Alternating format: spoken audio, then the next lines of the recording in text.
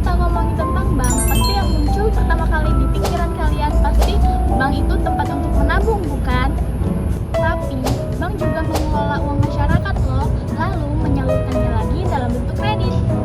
Karena yang dikelola adalah uang masyarakat, bank nggak bisa sembarangan dalam mengambil keputusan. Nah, disinilah pentingnya prinsip kehati-hatian, yaitu prinsip supaya bank selalu bertindak cermat dan tidak gegabah. Nih aku jelasin gimana penerapan prinsip kehati-hatian dalam bank konvensional itu. Simak video ini ya. Yang pertama, kenapa prinsip kehati-hatian dalam bank konvensional itu penting? Karena sederhananya tuh gini, prinsip kehati-hatian itu aturan dasar supaya bank selalu teliti sebelum mengambil keputusan. Jadi, bank harus mempertimbangkan risiko yang mungkin muncul. Intinya, bank nggak boleh cuma fokus cari keuntungan, tapi juga harus mikirin keamanan dana nasabah dan kelangsungan usahanya sendiri. Karena dana yang dikelola bank berasal dari masyarakat, maka seluruh kegiatan bank harus dilakukan secara aman dan enggak bersifat spekulatif. Prinsip ini juga merupakan kewajiban hukum loh, sebagaimana diatur dalam Undang-Undang Nomor 10 Tahun 1998 tentang perbankan. Emang apa sih tujuan prinsip kehati-hatian dalam bank konvensional? Nah, selain itu, prinsip ini juga bertujuan untuk melindungi dana masyarakat yang disimpan di bank. Dengan penerapan prinsip kehati-hatian ini, bank bisa mengurangi kemungkinan terjadinya kerugian, menjaga kepercayaan nasabah, dan membantu menjaga kestabilan sistem keuangan secara keseluruhan. Jadi, kalau bank menjalankan prinsip ini dengan baik, masyarakat juga akan tetap percaya untuk menyimpan uangnya di bank. Nah, teman-teman mau tahu nggak penerapannya dalam penyaluran kredit itu gimana? Nih, aku kasih tahu. Penerapannya tuh gini, prinsip kehati-hatian paling kelihatan saat bank mau kasih kredit.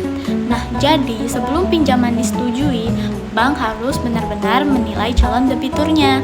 Biasanya pakai 5C, yaitu karakter, capacity, yaitu kemampuan membayar, kapital, yaitu modal, collateral, yaitu jaminan, dan condition of economy, yaitu kondisi ekonomi. Analisis ini dilakukan agar resiko kredit macet dapat dikurangi. Nah, aku kasih tahu juga nih, kenapa verifikasi data nasabah itu penting. Jadi, selain menilai kemampuan debitur, bank juga harus memastikan bahwa semua data yang diberikan benar. Identitas laporan keuangan, legalitas usaha, sampai jaminan harus dicek dengan teliti. Ini tuh penting supaya bank nggak tertipu oleh data palsu atau manipulasi. Apalagi sekarang banyak layanan perbankan berbasis digital. Jadi proses verifikasi justru harus semakin ketat agar resiko penyalahgunaan bisa dicegah. Teman-teman mau tahu juga nggak prinsip kehati-hatian dalam tata kelola perbankan? Nih aku kasih tahu ya. Jadi kalau dijelaskan sederhananya tuh gini, transparansi berarti informasi disampaikan dengan jelas, akuntabilitas berarti setiap pihak punya tanggung jawab yang tegas, kepatuhan berarti bank mengikuti aturan, sedangkan manajemen risiko berarti bank mampu mengenali dan mengendalikan potensi risiko, serta direksi bertanggung jawab menjalankan kegiatan bank, sedangkan dewan komisaris bertugas mengawasi. Nah, kalau semua pengawasannya berjalan baik, peluang terjadinya penyimpangan atau penyalahgunaan wewenang akan jauh lebih kecil. Nah, sekalian deh aku kasih tahu pengendalian internal perbankan itu gimana. Jadi, dalam pengendalian internal perbankan, prinsip kehati-hatian itu diterapkan dengan cara memisahkan tugas antara pihak yang menyetujui transaksi, pihak mencatat transaksi, dan pihak mengawasi transaksi. Selain itu, ada sistem otorisasi dan audit internal. Tujuannya agar kegiatan operasional bank berjalan aman, tertib, dan sesuai prosedur. Nah, kenapa ya pengawasan internal dalam perbankan dan prinsip mengenal nasabah itu penting? Jadi, kalau pengawasannya lemah, resiko penyimpangan, kecurangan, dan penyalahgunaan wewenang akan lebih besar. Karena itu, bank juga menerapkan prinsip mengenal nasabah, yang artinya bank harus mengetahui identitas nasabah, sumber dana, dan pola transaksinya. Hal ini tuh penting supaya bank gak dimanfaatkan untuk pencucian uang atau tindak pidana keuangan lainnya.